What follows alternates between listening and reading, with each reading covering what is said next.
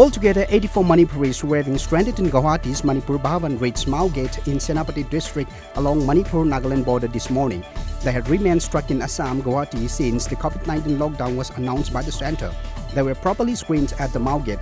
They are expected to reach Imphal this afternoon. These 84 people will be kept under quarantine at Imphal Valley Academy, Ghari in Imphal West, besides undergoing COVID-19 test. The Manipur government had sent 4 buses on April 29 last to evacuate the 84 stranded state natives from Guwahati.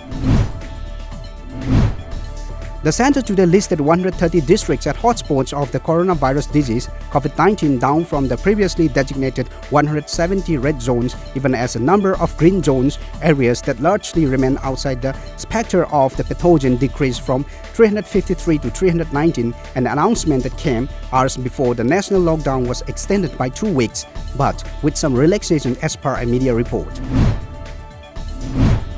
With 2,293 new cases of the coronavirus disease COVID-19 and 71 deaths in the last 24 hours, India's tally now stands at 37,366, according to the Health Ministry data on Saturday morning.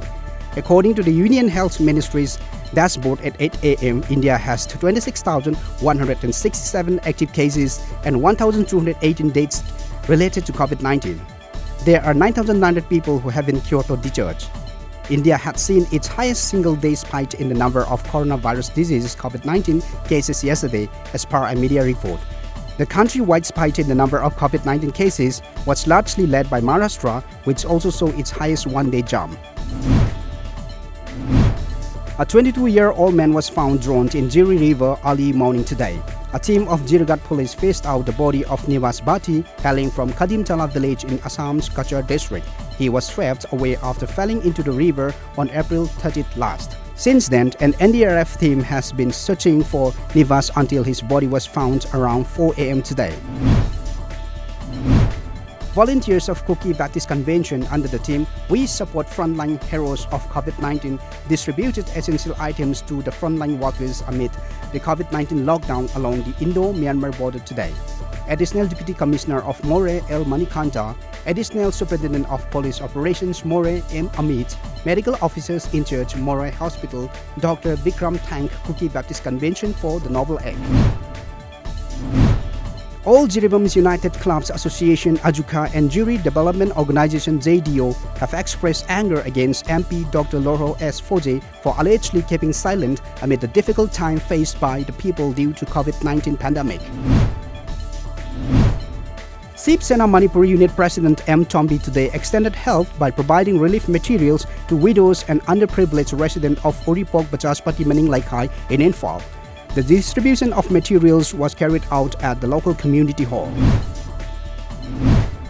The Indian Armed Forces yesterday said that it is ready to evacuate Indians who are stranded abroad due to the coronavirus lockdown. As per media reports, the centre is working on a plan to evacuate the stranded Indians, and a large number of aircraft and naval ships have been prepared for the mission. Chief of Air Staff Air Chief Marshal R.K.S. Badahuria said that a fleet of transport aircraft is on standby and his force will undertake any tasks whenever assigned to it by the government.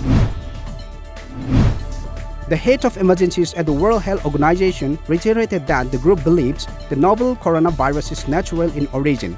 Dr. Michael Ryan responded on Friday last to comments by the US President Donald Trump, who said he has seen information that the virus may have emerged from a virology institute in China.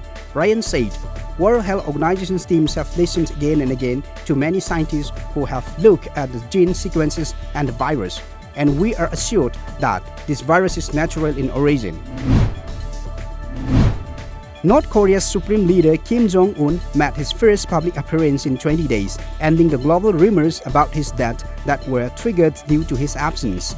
According to North Korea's official Korean Central News Agency today, Kim Jong-un celebrated the completion of a fertilizer factory near Pyongyang. The state media agency also reported that Kim Jong-un attended the ceremony yesterday in Chuncheon and he was accompanied by several other senior officials.